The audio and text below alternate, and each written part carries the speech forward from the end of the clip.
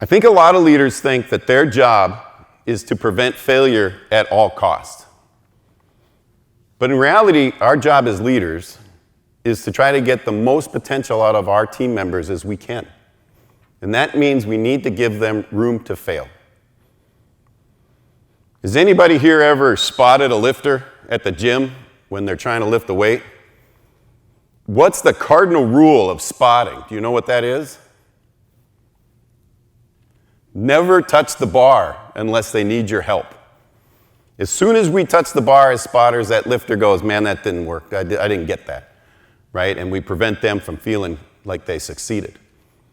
And we want to do that same thing with our team members, is we want to be there to spot them, but we don't want to touch their bar.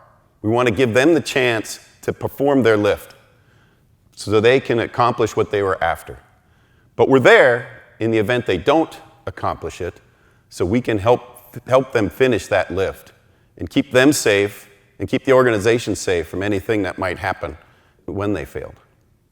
So now that we've helped them through that failure and given them that chance, when that failure happens, and it will when you give people that opportunity, the next thing you need to do is you need to step in and take responsibility for their failure. Because as a good leader, everything that that team does or fails to do is your responsibility. And I'll tell you, the fastest way to gain a team's trust is for them to see you step in and take that responsibility on your own.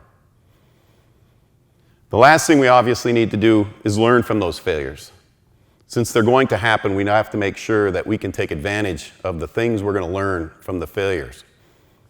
Because ultimately what we want to do is create a culture where the desire to win is greater than the fear of failure.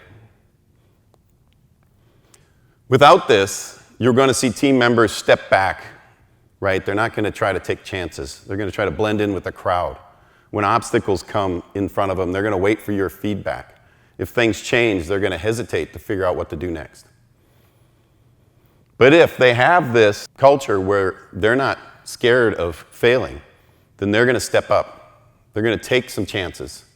They're going to go out and do some things for you. They're going to go knock out those obstacles that they face when they face them. Because when you've created that culture, your team members will step up. They will take risks. They will try to take on new tasks. When they have obstacles, they'll look for ways to overcome them. And they'll be proactive when change happens.